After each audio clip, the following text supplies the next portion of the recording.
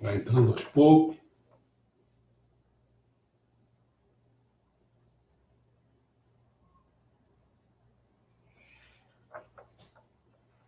Ô, dona Dilca, como estamos? Beleza? Revê-la? Quanto tempo eu não vejo a Dilca?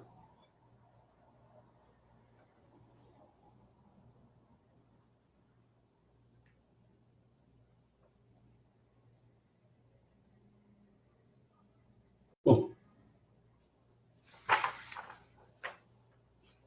hoje então nós vamos tratar da formação do povo japonês, mas do ponto de vista espiritual, né? Tem muitos pontos e eu vou ver se eu dou, mas é muita coisa, não sei. Vamos ver o que acontece. Né? Tentando cortar algumas coisas. O início, então, eu falaria sobre, antes de iniciar, o início, antes de iniciar essa narrativa, né, é preciso deixar bem claro que os assuntos a serem enfocados não se encontram registrados em lugar nenhum. Tá certo? Isso mesmo estamos falando. Então não adianta procurar em algum registro, porque é por isso que é a formação do ponto do povo japonês do ponto de vista espiritual. Então não adianta ficar tentando procurar que esse registro vai se encontrar em algum lugar, não. Trata-se, portanto, de um relato de caráter inédito e, como japonês, me chamo como japonês, penso ser necessário meus compatriotas conhecerem a verdade sobre seu povo, verdade sobre a qual só agora têm condições de discorrer a respeito. Só agora. Tá? Os pontos que abordarei são delicados e poderiam ter gerado interpretações equivocadas caso fossem levados ao conhecimento público antes do término da Segunda Guerra Mundial. Então, durante a Segunda Guerra Mundial, todo mundo sabe que o imperador era Deus, né, tal, então, e só tinha uma religião, que era o shintoísmo, o restante era tudo atacado. Então, o Meisama teve que ficar paralisado durante esse tempo, né? Então, ele não podia falar como realmente se deu a formação do povo japonês. De modo geral, tem-se consciência de que as antigas narrativas históricas sobre a origem do Japão fundamentaram-se em fatos mitológicos, bastante difíceis de serem interpretados pelo senso comum. Todo mundo sabe que muitas coisas começam pela poesia, né? Depois, até chegar a um ponto de estar numa lógica, de estar numa ciência, tá certo? Então, esses fatos mitológicos, sabe como é que é? A interpretação precisava de alguém que tivesse conhecimento realmente dessa situação para transcorrer. Isso aí foi Meishu, muita gente sabe, lembra até que ele ficou, teve uma época que foi em 1926, ele entrou em transe, né? E teve bastante conhecimento das coisas, mas ele guardou, né? Não podia publicar as coisas. Então, sobre a Amaterasu Okami, vamos ver sua existência. Com base na mitologia japonesa, sabe-se que a mais alta hierarquia divina cultuada no Japão é a Amaterasu Okami, hein? E até hoje existe a crença de que tal divindade ainda está presente em espírito no templo de Ise. São várias versões existentes sobre a Amaterasu Okami, várias versões existentes. Porém, a mais confiável é a seguinte, segundo Meishu, tal divindade teria permanecido em um lugar denominado Tamba no Kuni Motoise, local de onde há uns 1.100 anos teria sido transferida para Yamata no Ise, localidade que se encontraria até hoje. Tá? Então, quando você começar a pensar nas origens, bota 1.000 anos para trás, certo?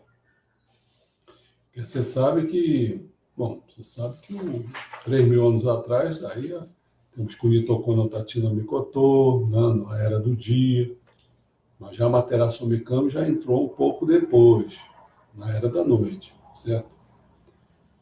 Bom, então sobre a origem do povo japonês.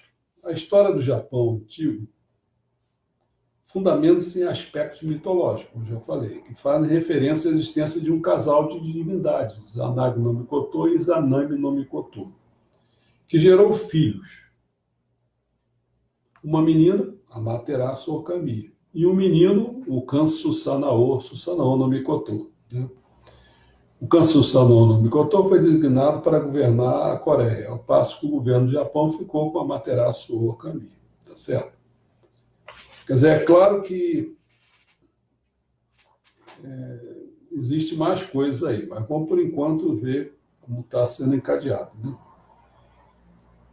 E consta até que a Amaterasu Okami gerou um menino denominado Iruko no Mikoto, que, por enquanto, para mim, não quer dizer nada. Assim sendo, caso se realmente corresponda à verdade, conclui que Amaterasu tenha tido um marido. Isso é verdade. Mas é de um outro esquema. Aí você vê, vai se dizendo coisa, mas depois vai dizendo em outra mitologia. É claro que o Amaterasu, o homem, ele faleceu, e essa Amaterasu, que era casada com ele, que foi chamada Amaterasu, né? Foi ela que acabou governando o Japão. Mas o Susanoo, ele governando a Coreia, ele queria ter o controle de tudo e ele foi para cima dela. Mas vamos lá devagar. Entretanto, não há registro histórico sobre ele, né, o Hiroko, o marido, aliás. E até hoje ninguém procurou desvendar esse enigma, que pode ser explicado pelo fato que até a Segunda Guerra Mundial esse aspecto poderia ser interpretado como uma atitude de reverência para com a família imperial. Justamente por isso é que não se teceu nenhum comentário a respeito da falta de registro que versasse sobre a existência do marido de Amaterasu Okami. Só que agora já não é mais preciso ter receio nesse sentido, que me dá plena liberdade para abordar esse tema. Você vai ver que vai ter muitos conflitos, né, entre essa linha do imperador, né? Não sei se adianta alguma coisa, mas... E o Shogun. O Shogun vão ser na linha do Susanoo. E os imperadores na linha do Amaterasu. Vamos chamar assim por enquanto. Bom, de acordo com uma história antiga no Japão, um povo denominado Tenson. Vou logo esclarecendo isso, senão fica difícil a pessoa entender. Eu até hoje botei uma postagem falando um pouco sobre isso de longe. Né? Tenson, eles vieram da China. Lá no Japão é o que tem maior número de pessoas. Em segundo lugar, são os da Coreia, tá? Que é Izumo. Então, Tenson, China, Izumo, Coreia, Susanoo, tá certo? Esse líder, nessa época do Tenson, era Ninigi no Mikoto. Ninigi. Tem que guardar isso, Ninigi. Viu? Situa lá na ilha de Kyushu e tal. Algum tempo depois, o próprio neto de Ninigi no Mikoto, quem era esse? Era o Jiminu, que foi o imperador que a gente vê que existe realmente com algum dado. Né? Tá entenderam? Quer dizer, essa linha do Tenson deu para esse imperador, que é o Jimmu. Aos 45 anos de idade, Jimmu teria organizado um exército próprio, olha só, com a intenção de conquistar a região leste do Japão, Segundo consta, seu exército teria se deslocado primeiramente para Yamato. Yamato aqui nós estamos vendo como corresponde à atual cidade de Nara. Mas Yamato, por sua vez, é um povo. E esse povo, no Japão, corresponde a 1% da população. Então, são 4 grandes grupos. O maior o Tenson, chinês. Depois veio o Izumo, coreano. Depois veio os nativos, de origem lá da Rússia. Por isso que muitos deles são comunistas, no Japão que tem isso. Quer dizer, estou falando assim, já do ponto de vista espiritual, eles estão ali. Né? Bom, então esse local se tornou um conflito bélico, né, transcorridos, foram poucos favoráveis. Jiminu, que acabou sendo derrotado nessa ocasião na batalha, Jiminu teria perdido seu filho primogênito. Jiminu, então, muito desolado, teria percebido que a causa do seu insucesso, ele viu que deveu-se ao fato de ter se encaminhado à guerra seguindo direto para o leste. Quer dizer, ele foi contrário, exatamente sentido ao contrário do Sol.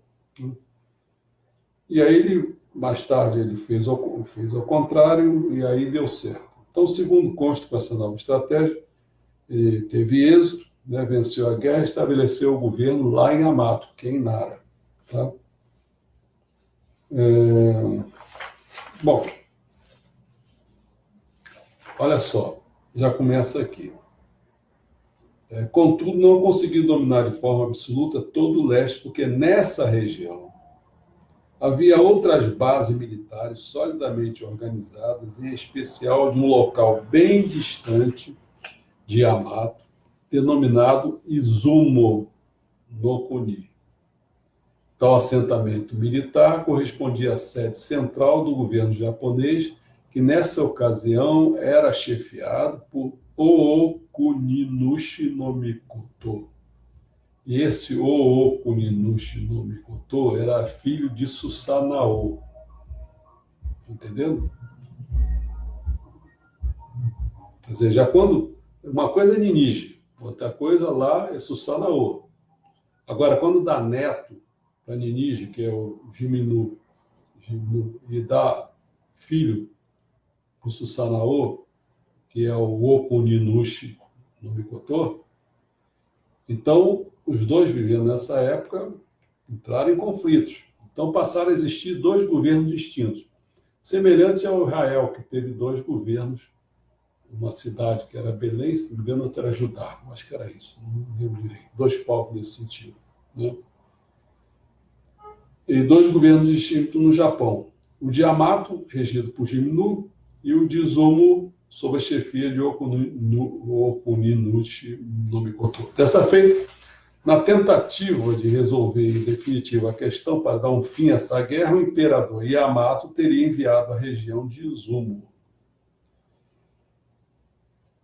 Bom, ele enviou por 3 vezes, para ver se teria assim uma trégua, uma paz, entendeu? Mas aí chegou uma hora que fizeram tantas coisas nessas 3 tentativas, foi quando Jimmu teria enfurecido, teria feito uma 3ª tentativa para alcançar seus intentos. Dessa vez, porém, valendo-se de meios ainda mais vigorosos, ele nomeou um general do exército e um almirante da marinha para atacar o inimigo, concomitantemente por terra e mar. Com isso, o Okuninushi no Mikoto teria se assustado tanto, que é do Izumo, né? Tanto que acabaram se entregando, sem oferecer a menor resistência. Como resultado dessa manobra de Jimmu, o poder do Japão teria passado das mãos do povo Izumo para o domínio dos Tenson. Tá certo? Essa briga, que aconteceu há milhares de anos, né? Ela vem se prolongando até hoje. Entendeu? Porque do ponto de vista espiritual, tem as almas que são de um lado e são de outro. Entendeu? Então, por isso que hoje na minha postagem eu coloquei a coisa assim. Eu estou supondo que esse Kyosho que está aí, que esteve aqui para nós, está agora na Igreja Mundial do Messias, ele pertence, porque ele tem uma simpatia por Cristo e tal, não sei o quê, então ele pertence a Susanoo. Susanoo é que deu origem ao povo judeu, essas coisas assim, o povo cristão e tal. Cristo. Então, e o outro lado, esse lado que, vamos dizer assim, que ganhou, né, que venceu, que seria a Igreja Messiânica Mundial, que seria a Tohono Hikari e tal, desconfio que eles pertencem ao Tenson, não ao Eamato.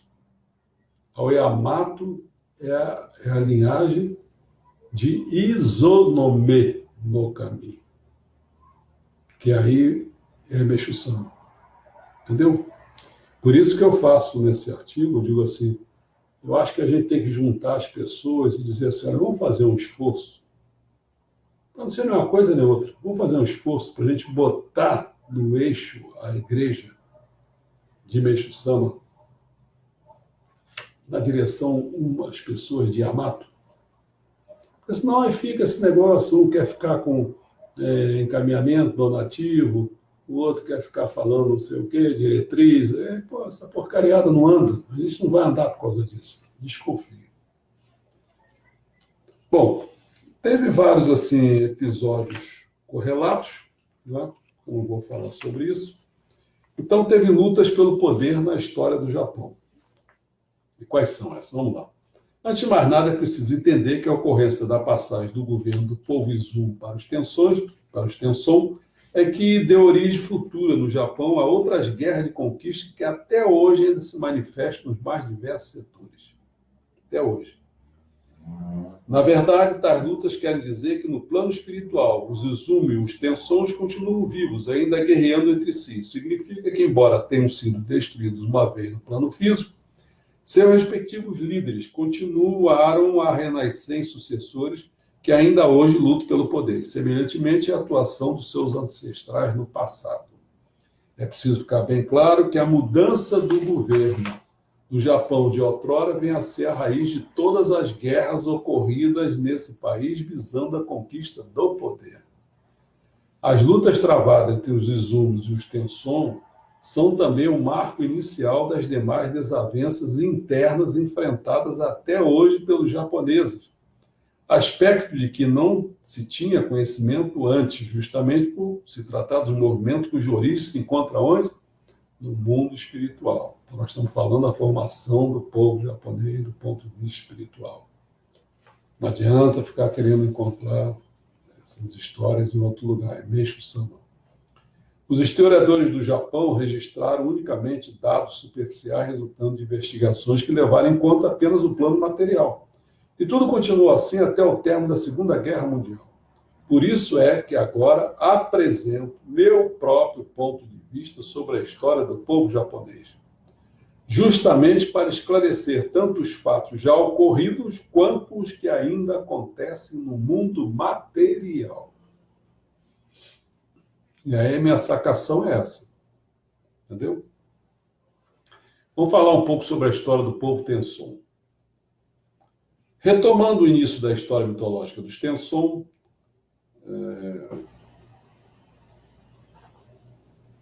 segundo esse relato, né, lembra do Ninigi, que é o pai do imperador Jimmu?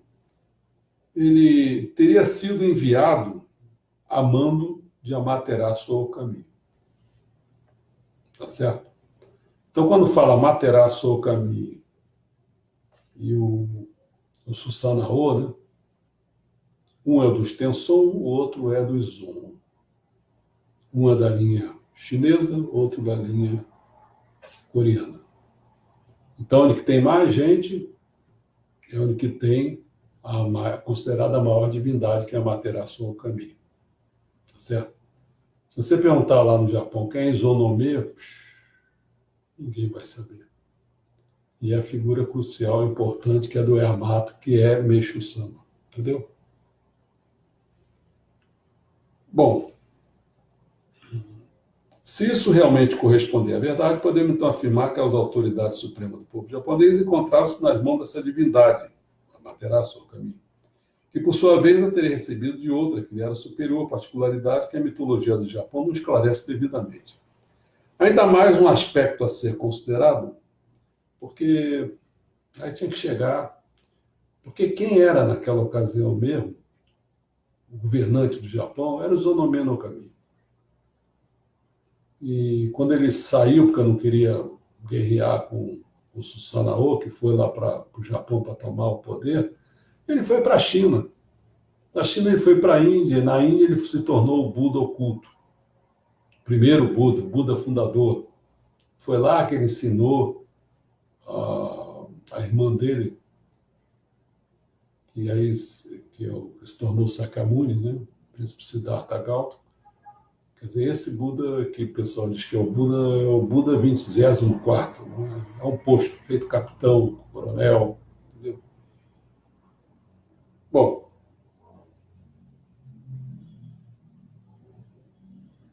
e aí, ainda mais o aspecto a ser considerado em relação a essa questão na mitologia japonesa, não consta uma explicação clara sobre a origem e o local do nascimento de Niji, muito menos uma justificativa do motivo que teria levado a ser o líder dos Queções, quando esse povo se instalou, né, nessa montanha. Caso seja verdade que ele tenha tal, então, entretanto, conforme já fiz menção anteriormente, a quem detinha o poder antes do imperador Jimmu assumir o governo do Japão, era, como eu falei, o Oku Ninushi no Mikoto, que era o Izumo. Né?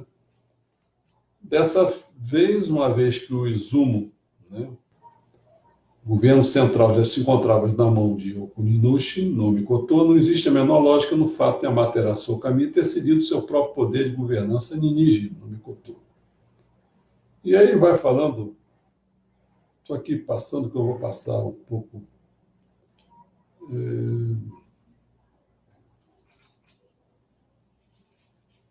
Aqui está dizendo, quer ver?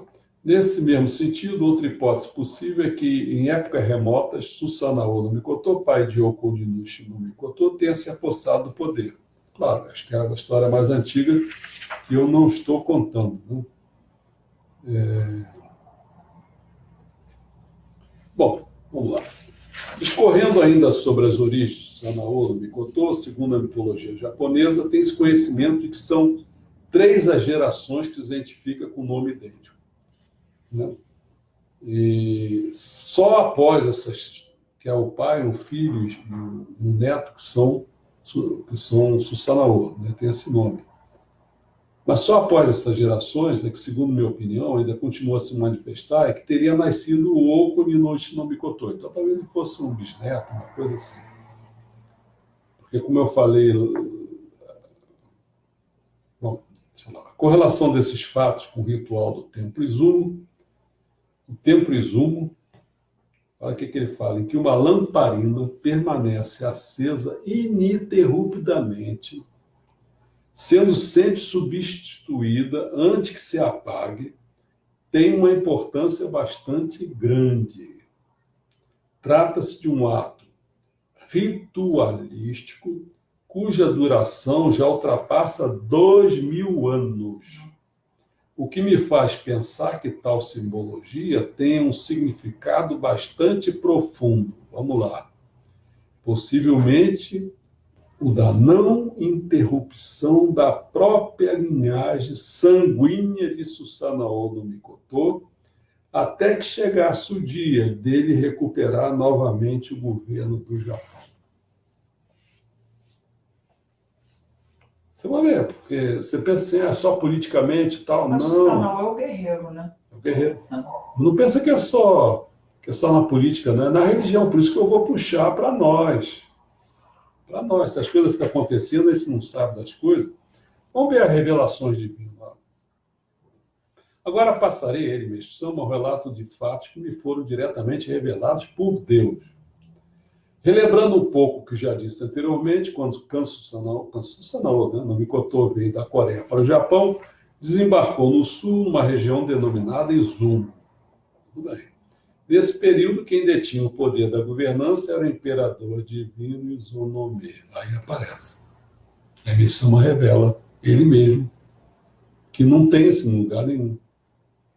Então, quem governava lá realmente era o Zonomê, o qual, segundo meu ponto de vista, parece ter sido, desde antigamente, o verdadeiro dirigente do Japão. O Zonomê seria originário do povo Yamato, estirpe cuja característica principal era não apreciar conflitos.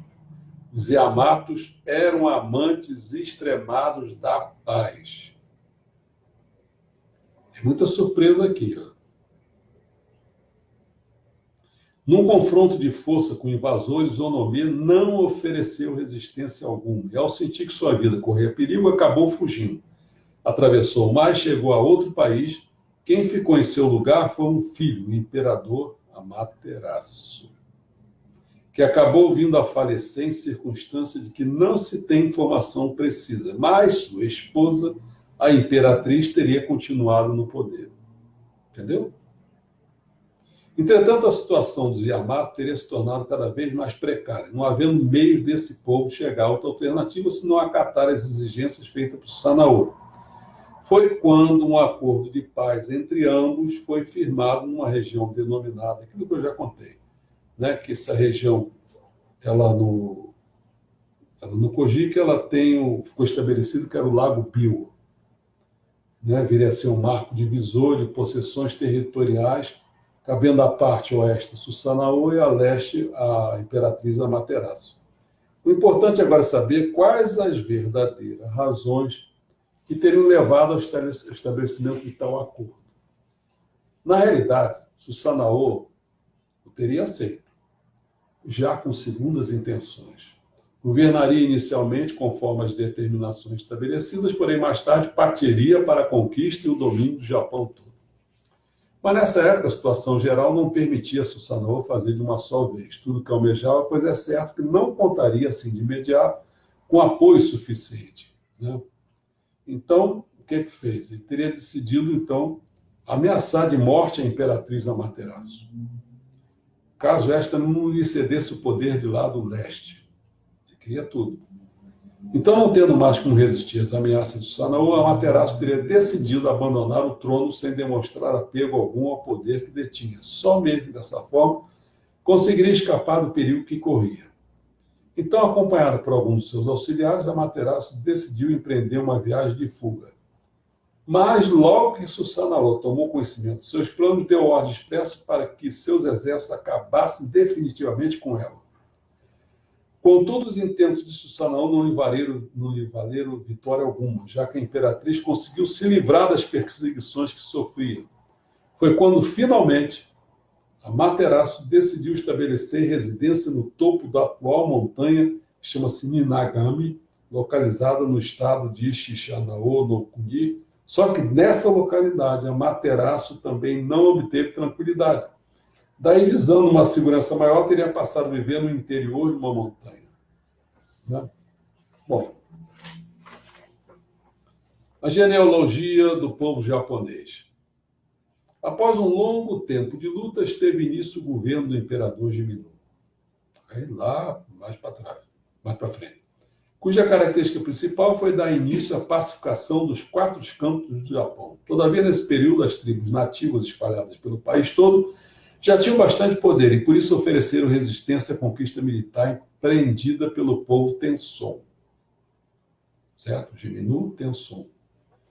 Porém, o exército de Jimmu possuía bem mais armamento que os demais grupos que ofereciam resistência ao imperador. Então, a maioria das regiões foi conquistada, levando o povo japonês a submeter-se ao novo governo.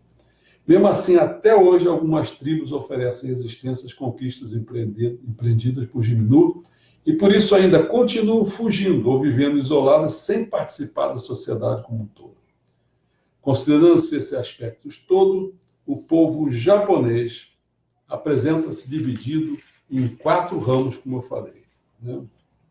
A saber, o grupo Yamato, raça pura, que seguia Amaterasu, que seguia... Não, no fundo seguia Zonomê, né? Os Tensões da linha Ninigi no Mikoto, os Izumis, que era da estirpe de Susanoo no Mikoto, e, por fim, o conjunto das demais tribos nativas do Japão. Vamos às disputas pelo poder. Conforme já mencionado, o domínio do Japão até o final da Segunda Guerra Mundial coube ao povo Tenson. Mesmo assim, no decorrer desse longo período, ocasionalmente surgiram dirigentes de linhagem pura, como, por exemplo, esses dois, Nintoku e o imperador e a imperatriz Komio. Tenho a impressão que essa é uma das reencarnações também de Meishu Sama. É outra. É Korin, é o Shotoku. Por sua vez, descendentes na linha de sucessão de Susanoo continuaram batalhando de todas as formas possíveis para reconquistar o poder, de onde se pode deduzir que nunca deixou de haver guerras persistentes entre o governo do Norte, sob a liderança dos Tensões, e o governo do Sul, chefiado por Izumo. Portanto, foram as disputas entre essas duas linhagens que teceram ao longo dos séculos a própria história do povo japonês. Assim sendo, conclui-se que, para o devido entendimento das particularidades que envolvem a verdadeira história da sociedade japonesa, é necessário, primeiro, ter conhecimento desse princípio básico, característico de disputa permanente entre povos. Bom, assim como eu falei sobre o governo Tenson, agora vamos falar sobre o Tokugawa. Uma das últimas manifestações de luta pelo poder no Japão foi a da era Tokugawa, ou da política conhecida como Shogun. Os vencedores que pertenciam à família Tokugawa conseguiram dominar o país por cerca de 264 anos, de 1603 a 1867.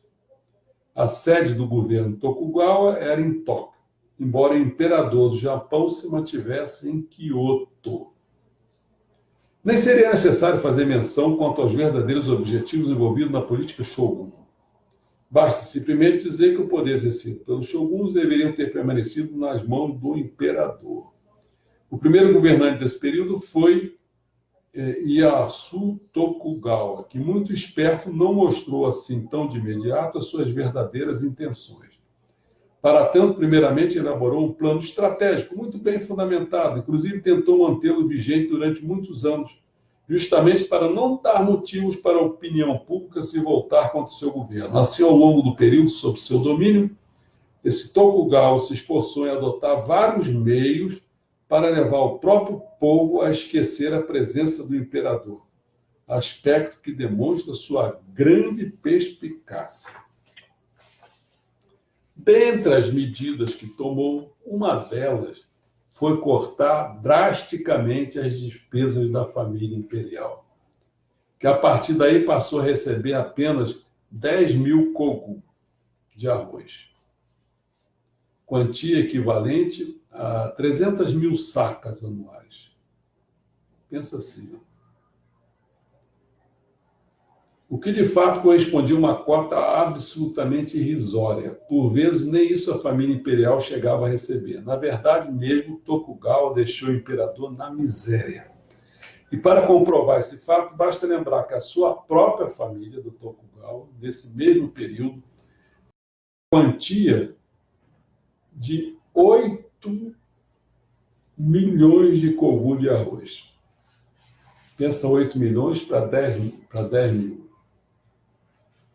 Nessa época, tanto o príncipe quanto o futuro imperador Meiji tinha mais ou menos uns 7 anos de idade, não podiam sequer tomar um mero lanche, tamanha a escassez de alimentos que a família imperial foi submetida pelas medidas tomadas por Tokugawa.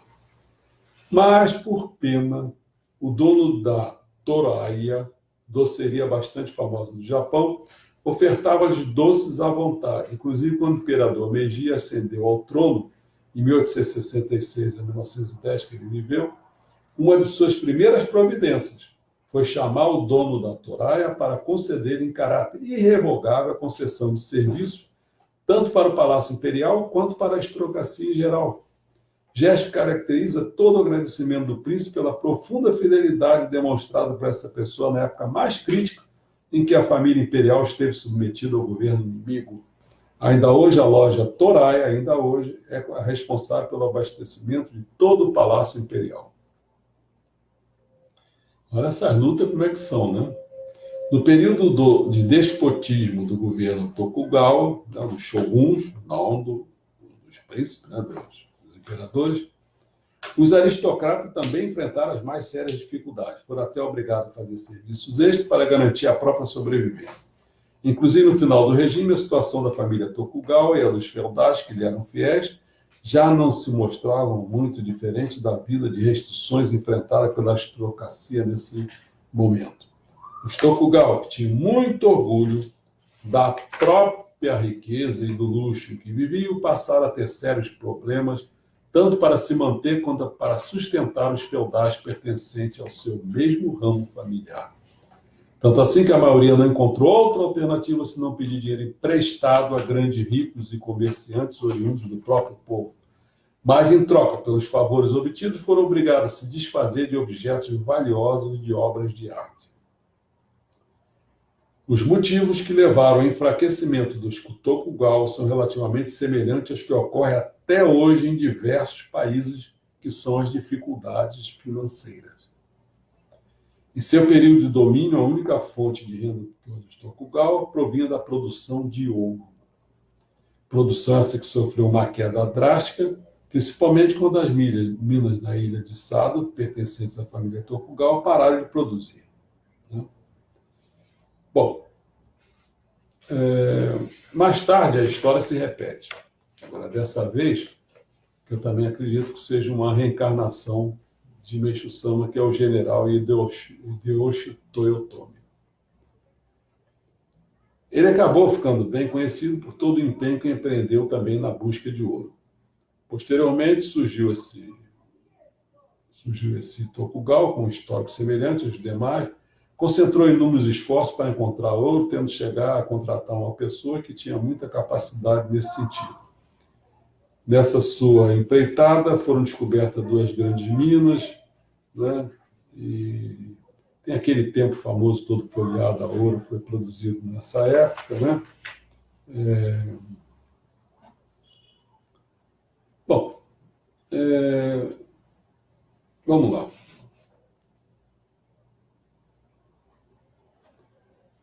Bom, acho que aqui eu não posso pular isso, não.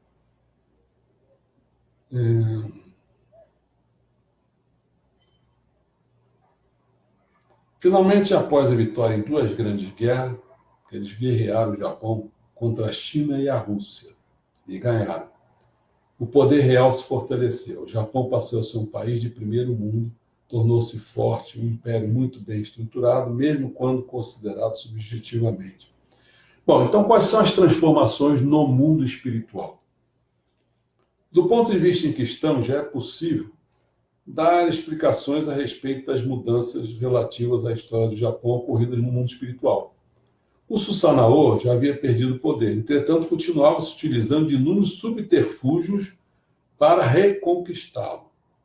Contudo, fazia veladamente, sem revelar suas verdadeiras intenções.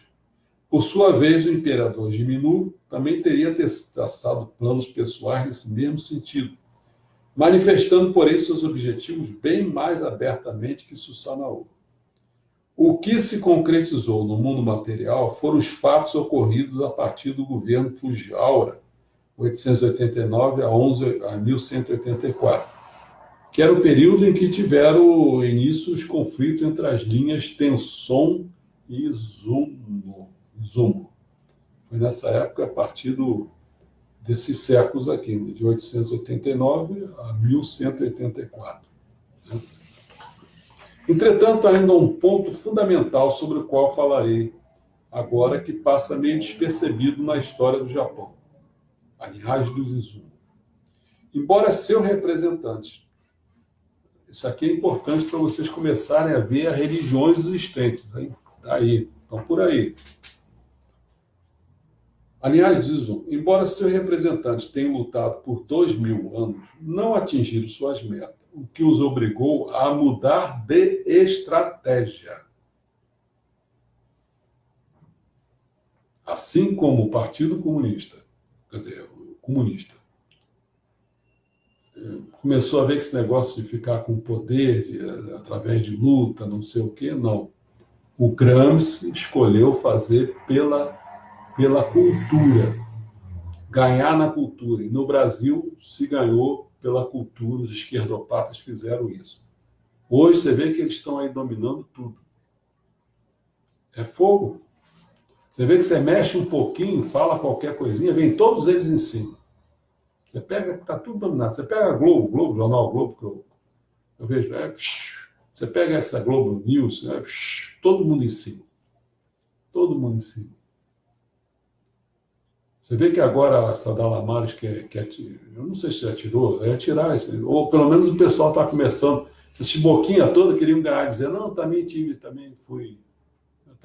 eu fui perseguido pelo sistema, eu quero o meu dinheirinho aí também. E ela vai negar isso aí. Não sei quantos milhares de gente que tem nessa porcaria, entendeu? Então é cheio de boquinha. Esse outro agora aí que o Bolsonaro colocou em dúvida sobre a questão do pai dele, esse aí agora já botei a postagem aí, porque é cheio de problema lá dentro da Petrobras. Vai lá ver agora, está lá na minha postagem lá. Entendeu? Bom, assim, dando uma guinada de 180 graus, abandonaram as armas. A mesma situação, hein? Procurando chegar à conquista do poder, não foi pela cultura como fez o Gramsci, mas foi por meio da religião. Para isso, lançaram mão de ramos distintos do shintoísmo, de épocas e fundadores diferentes. Um exemplo, a Tenrikyo. Mas sempre com um plano muito bem elaborado sobre cada um deles. No budismo, a linha Izumo serviu, sabe de quê? Do ramo Nichiren, que hoje é uma verdadeira potência no Japão. Conta com 30 deputados no parlamento, um jornal com 2 tiragens diárias de aproximadamente 4 milhões de exemplares. Isso além também de ser um partido político fortíssimo. Estão lá. Mesma coisa que o PT fez.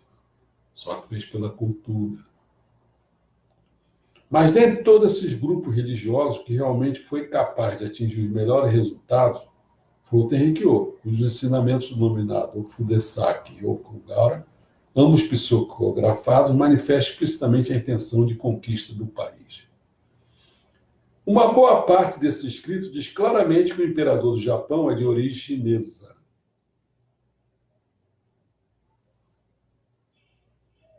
Estão usando o recurso do jornal para começar a tirar o tapete dos Tensum. Ele é imperador de origem chinesa, tal. Um trecho do Okugara, né, diz assim, por exemplo, o seguinte: a verdadeira coluna do Monte Alto é chinesa, e esta é a ira principal de Deus. Tal passagem significa que o imperador é a verdadeira coluna do Monte Alto. Quanto ao Deus irado, nem é preciso dizer que se trata de Susanoo, ele está irado. Outros poemas da doutrina Tenrikyo também se referem à maioria dos funcionários do governo como sendo de origem dos chineses. Também os ensinamentos da Aomoto, que constam do livro Fudesaki, psicografado por sua fundadora, Nao Neguchi, apresentam sentido semelhante de crítica ao imperador, partindo desse mesmo princípio que ele seria originário da China. Sabe-se pela imprensa que a igreja Aomoto teria sofrido muitas perseguições desde 1922 até 1935. Na verdade, o Aomoto se constituía numa espécie de exército da oposição ao imperador, motivo que a teria levado a sofrer um ataque fatal. Por sua vez, a Tenrikyo teria criado uma doutrina nova que ocultava em seus ensinamentos temas referentes às origens da monarquia japonesa, motivo que teria levado essa religião a crescer muito, alcançando assim considerável expansão. Aliás, trata-se aqui de uma manobra bastante habilidosa por parte de seu dirigente. Quanto aos demais ramos religiosos, não vou fazer menção alguma, já que representam grupos pequenos de pouca influência. Essa tática de entrar pela religião, o PT também entrou. Você vê que conquistou algumas pessoas aí, até esse Frei Beto, esse pessoal, né? Em relação ao budismo, a linha Nichiren foi a grande causadora de sérios problemas. Dentre seus seguidores havia um grupo tremendamente agressivo que inclusive chegou a penetrar no âmago do exército japonês, provocando dois grandes incidentes, de 15 de maio de 1932 e de 26 de fevereiro de 1936. Tentativas essas que, valendo-se de golpes militares, pretendiam a retomada do poder. Ao se analisar sobre o ponto de vista espiritual, o incidente ocorrido em 26 de fevereiro de 1936 é possível notar que se baseia em causas muito profundas sobre as quais ainda não posso me referir. Ele me chama de que não pode se referir, por ainda não ser o tempo propício para tal. Vamos lá sobre os 4 grupos? Aí vocês vão ver. Eu não sei, eu não posso dizer assim que grupo que eu pertenço. Se é um desse lado do Japão, não sei. Não sei se eu sou daqui, alguma outra coisa, não sei. Mas eu estou começando a desconfiar, porque vou falar aqui, você vai vendo. Conforme já mencionei, os japoneses se originam de 4 grupos distintos, sendo que um deles corresponde ao tronco Yamato, povo peculiarmente pacifista, que sempre demonstrou aversão a lutas. Por isso, em sua época, os Yamatos se caracterizavam por possuir um governo tranquilo e harmonioso. Embora contando com pouco recurso e possuindo uma cultura bastante primitiva, eram alegres e felizes. Assim, no decorrer de muitos anos, os Yamatos viveram pacatamente, sem se preocupar com a possibilidade de invasões inimigas. Sonho de paz alimentado durante um longo tempo, até ser repentinamente desfeito pela chegada de Susanoo. Com isso, o ambiente social em que viviam os Yamatos sofreu drásticas modificações e assim permaneceu centenas de anos, sempre enfrentando muitos conflitos até o final do governo do imperador Jimmu. Mas a partir daí foi estabelecido um ambiente de paz e serenidade, embora a sociedade em seu íntimo sentisse a existência de 2 correntes distintas. Portanto, ainda reinava entre o povo um certo clima de intranquilidade e estranheza. Porém, com o aumento populacional, foi dado início a um modo de vida mais sistematizado, com instituições especificamente definidas em todas as áreas. Até o próprio governo passou a exigir o chamado tributo de produção, uma espécie de imposto de valor proporcional relativo a produtos adquiridos pelas pessoas em geral. Nesse período, o povo tinha o que comer, mesmo que não fosse assim tão afortunado quanto se imaginava. Foi daí que o imperador tomou a decisão de diminuir os impostos. Então, os japoneses continuaram a viver em paz por mais uns 1000 anos, mais ou menos, sem a ocorrência de nenhum acontecimento social extraordinariamente marcante. Entretanto, a partir daí houve uma grande revolução no Japão, a chegada do budismo no ano 538 a.C., durante o Império de Kimindei. Assim, teve início uma cultura fantástica que foi influenciada pela arte búdica. O príncipe Shotoku, por exemplo, construiu, que com certeza é uma reencarnação do Meishu-sama, construiu nesse período o templo Horyu, uma obra arquitetônica genial que seguiu os modelos existentes na Índia. Analisando-se os fatos, nota-se o quão exemplar foi o passado do povo Yamato, a começar pelo próprio príncipe Shotoku, um grande homem amante da paz. Em seguida, tem-se o período Fujiwara, tempo em que começaram a brotar as primeiras sementes dos conflitos entre 2 linhas, das tensões de origem chinesa e a dos Izumo, né, de origem coreana. Foi daí que o povo japonês começou a perceber que estava tendo início um período de guerras. Nesse momento, contudo, o grupo Yamato, sempre contrário à discórdia, se voltou para onde? Para a produção literária.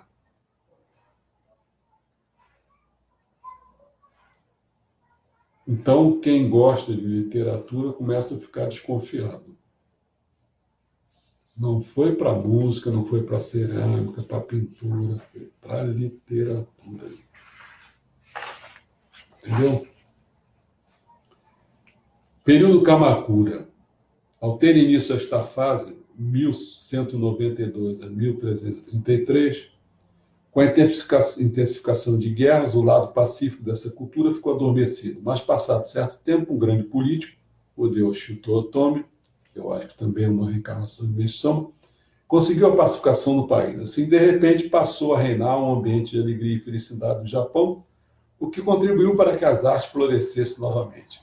O período Momoyama, pode-se dizer que essa época, de forma relativamente misteriosa, coincidiu com o renascimento da Europa, portanto que surgiram assim como se fosse nuvens no céu, muitos mestres e grandes figuras na área cultural.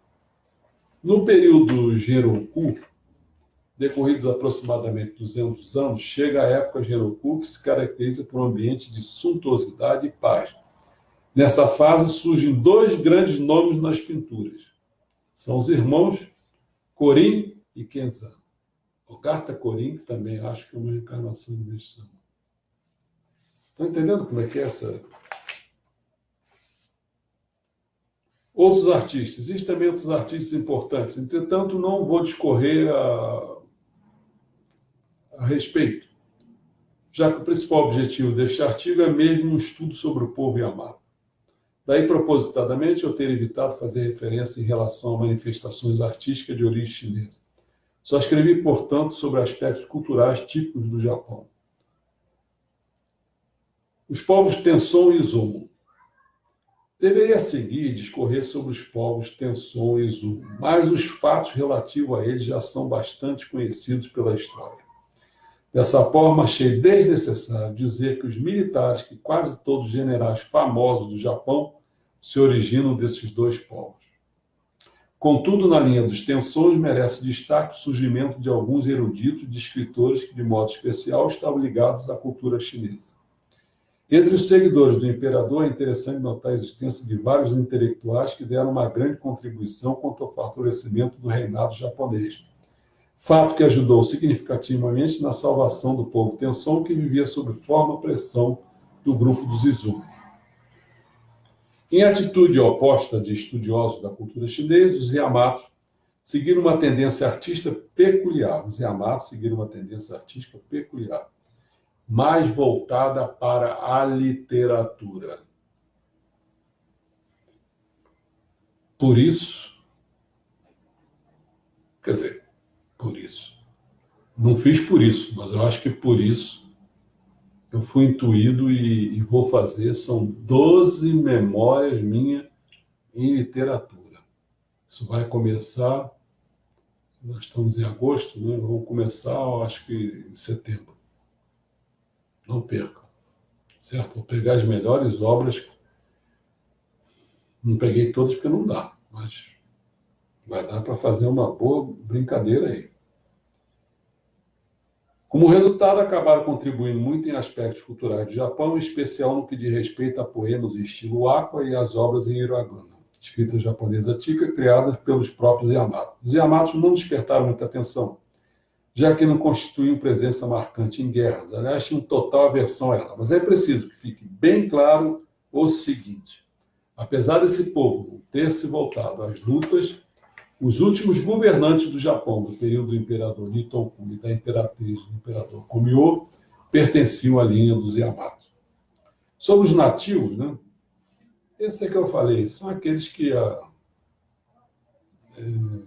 ficaram assim do lado, são os comunistas que estão infiltrados lá, porque vieram da Rússia, né? O povo de lá. Talvez para encerrar, né? Eu digo o seguinte: aguarde isso. Eu botei isso escrito lá bem claro, né? Nessa postagem, que eu tomei daqui mesmo. Ó. Quais são as diferenças existentes entre as linhas sanguínea e espiritual? Vamos parar um pouco esse negócio de linhagem sanguínea o tempo todo? Não é isso não. Olha só. De modo geral, as pessoas nem notam a menor diferença entre ambas. Mas os fatos não são bem assim. A linha espiritual, se refere à ligação entre almas, sendo que esse vínculo é de caráter eterno. Quando eu dei o curso Evolução, agora esqueci até o tema, uma evolução, quando eu dei um curso de Evolução, eu falava os 10 raios existentes, nascedouro das almas, entendeu? caráter eterno. Agora, por sua vez, o lado sanguíneo sofre mudanças permanentemente, justamente devido ao estabelecimento de contato entre raças distintas. Mas a alma continua lá. Personalidade muda. Está entendendo isso? Dessa feita, mesmo para um povo nascido no Japão, não se pode ter conhecimento de quais sangues diferentes tenham se misturado para lhe dar origem.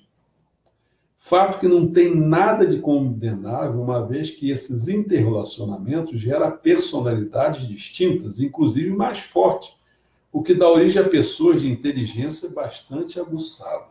Na realidade, a mistura de sangue significa acúmulo tanto de experiências quanto de diversas dificuldades, com as quais os seres humanos entram em contato no decorrer de suas várias existências. Percebe? Então, meu amigo, foi o que eu botei ali na postagem. Essa igreja que está se formando no Mundial do Messias. Por quê? Ah, não, porque ele é o neto. Ô, cara, pô, ele nem é até consanguíneo. Mas o que ele fala, o que ele acaba contestando os ensinamentos do avô dele, está demonstrando que a alma dele não é daí, cara. Ele é do cristão, não é, então é a alma do Susanoo, é a linha do Susanoo, é outra coisa. Entendeu? É a linha da água, não é do fogo do Yamato. Não é. Assim, com base nessa fundamentação, embora muitos afirmem que sangue puro é importante, eu não concordo nada com isso. Inclusive, pelo mesmo motivo apresentado anteriormente, penso ser preciso os parceiros de casamento pertencerem a linhagens sanguíneas diferentes. E quanto mais distantes forem, melhor, razão porque desaconselha as uniões entre membros de uma mesma família. Observe que nas Américas, por exemplo, há um grande número de pessoas que são excelentes, fato que se origina da acentuada mistura de vários sangues nessas regiões. Muito mais do que o que ocorre no Oriente, certo? Ele dá um exemplo do tear que é muito importante, olha só. Para ficar ainda mais clara a diferença existente entre as linhagens sanguínea e espiritual, vou citar como exemplo o tear. Para que o pano possa ser tecido, são necessários fios verticais. Não mudam de posição, permanecendo firmes e eretos durante todo o processo da tecelagem. Em relação à vida humana, isso corresponde o quê? À parte da alma, que continua sempre a mesma, dando forma, assim, à nossa linhagem espiritual.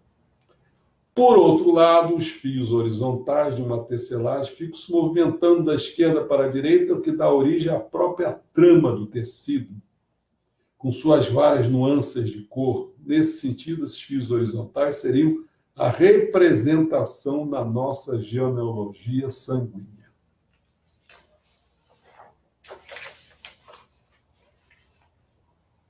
E uma hora conseguimos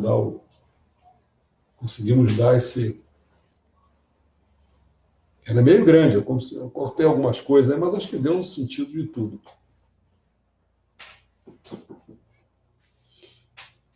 Vamos lá.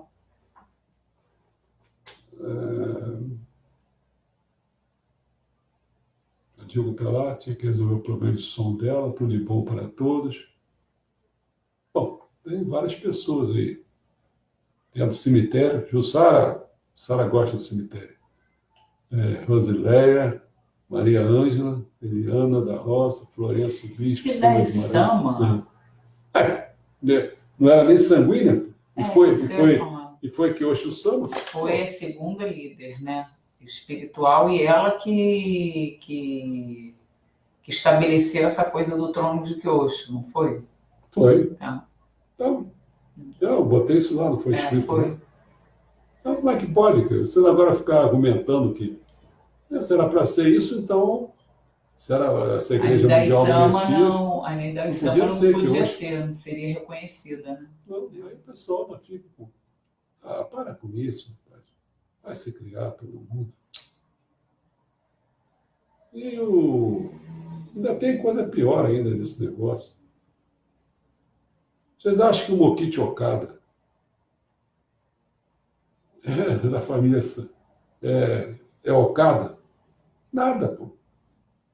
O avô dele saiu de casa, pô, foi embora, nunca mais apareceu. Ele, se ele desse o nome do avô, o sobrenome do avô, seria dessa origem, seria nada de Okada, não. Essas confusões, né, que acontecem. Aí é um sofrimento danado, você vê nesse tronco aí. Não. Você vê que o próprio pai desse Kyoshi, ele tem problema, não sei se é de surdez, sei lá o que é, uma coisa desse O tipo. tronco do Mestre-sama era um tronco muito doente, né? Os filhos. Então, não sei, não sei se eu me preparo para responder ou se a gente encerra por aqui. Quer falar? Fala. Não, eu ia falar um negócio, mas me fugiu.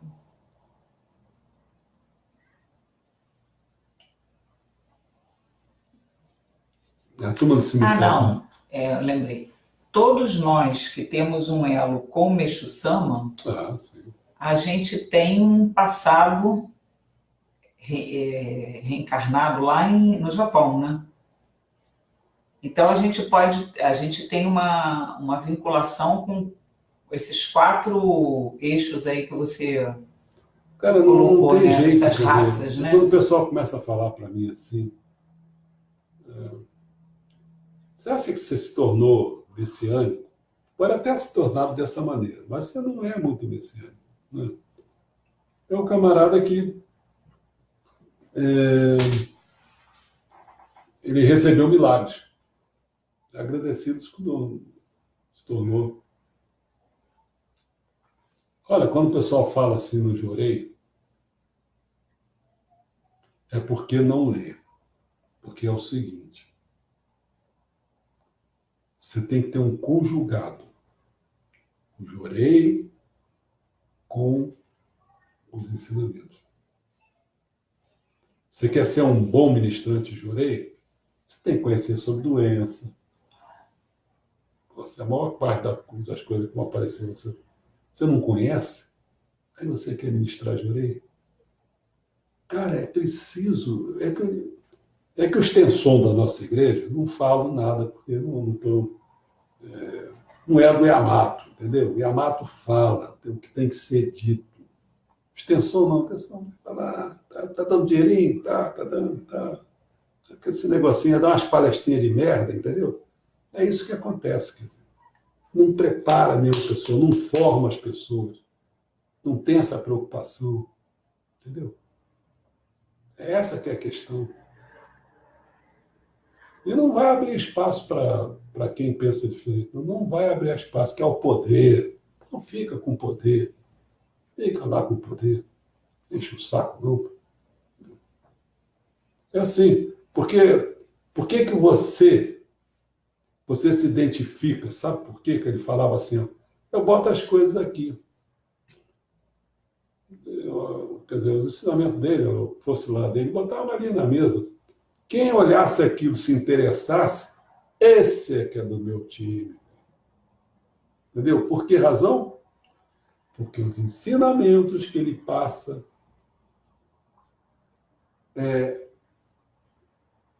pega a minha alma, porque aqueles ensinamentos é da minha linhagem. Então não tem problema. São essas. Lembra que ele fala assim, prepare-se que há 3.000 anos depois eu vou encontrar de novo com você. Ele vai encontrar, pô. Basta falar os ensinamentos que, cola logo.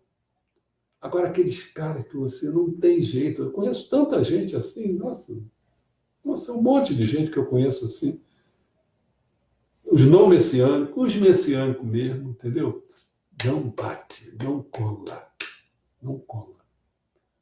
Os ensinamentos para ele passa a ser um mar de dúvidas, uma coisa que ele fica maluco, entendeu? E tem uns que nem deixam pegar, nem deixam entrar, nem entra um pouquinho, não entra nada.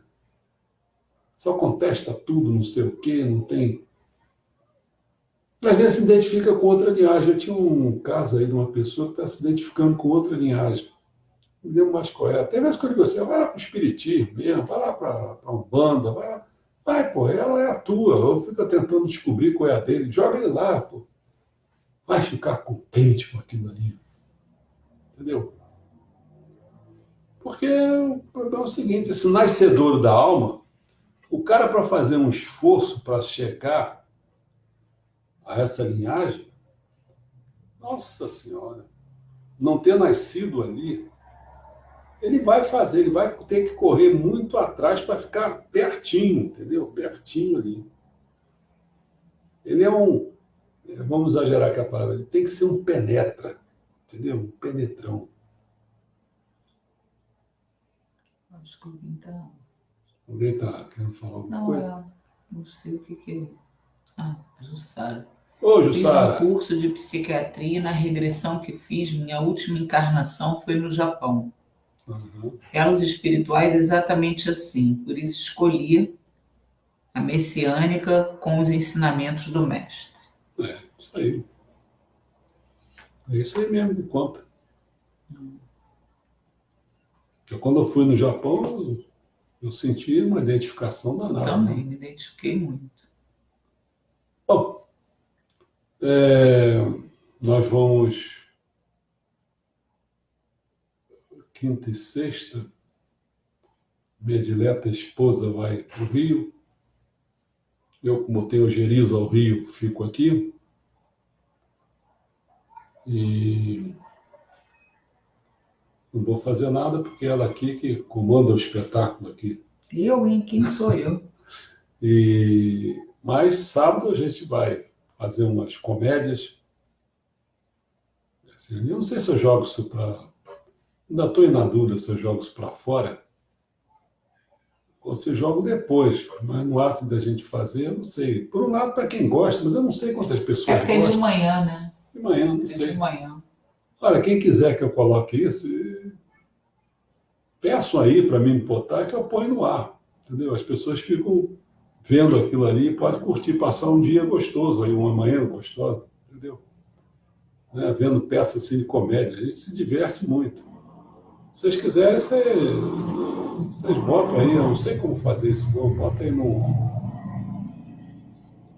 Não sei, no comentário. Vai começar que horas? Para a pessoa também poder se programar. A gente está querendo começar por volta de 9 horas. Não é aqui em casa, é num outro espaço. Né? Então a gente vai começar.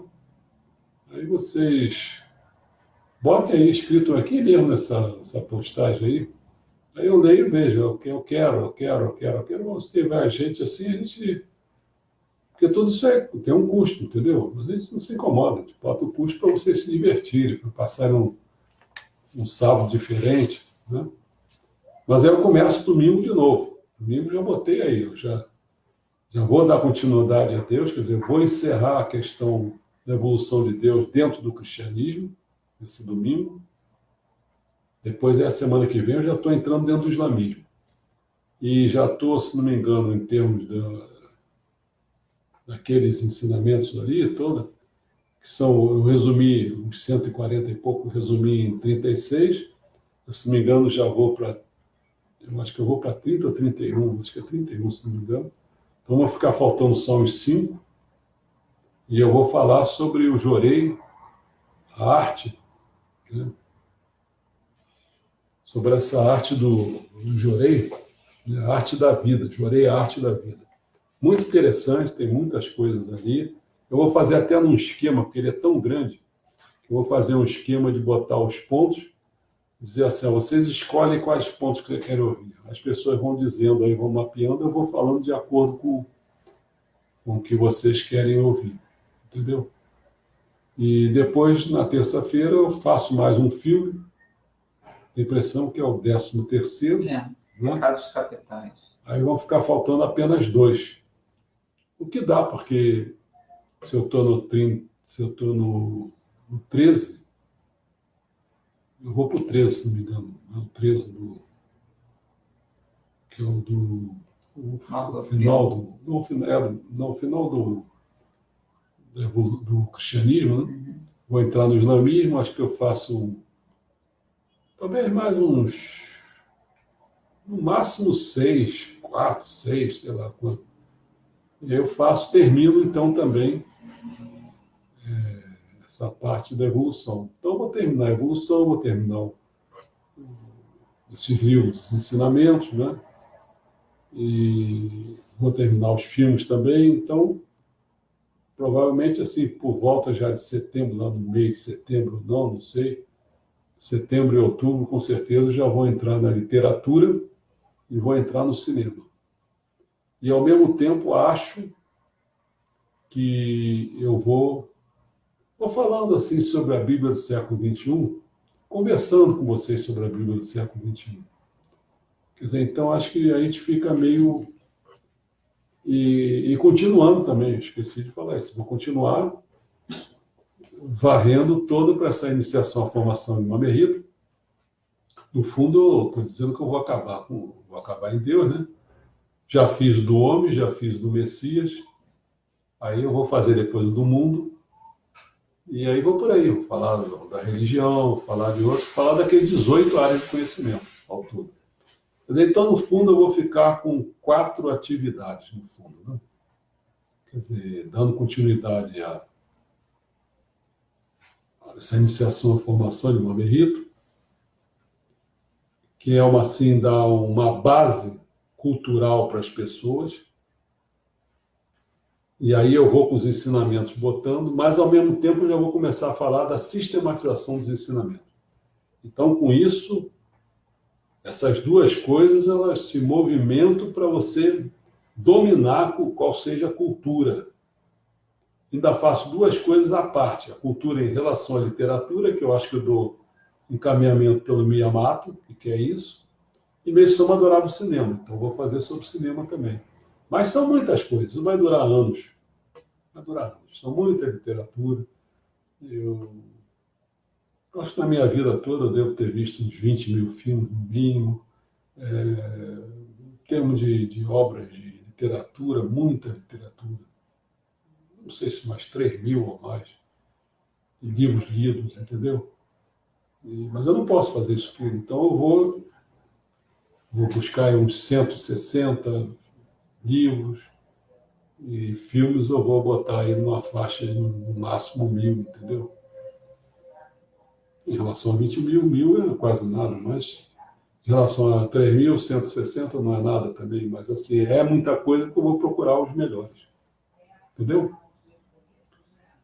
Tudo bem? Obrigado pela presença. Aí vocês botam aí se quiserem que eu bote para frente para vocês assistirem a comédia no sábado. Se não quiserem, tudo bem, aí domingo eu começo, tá bom? Até a próxima para vocês. Felicidade para todos.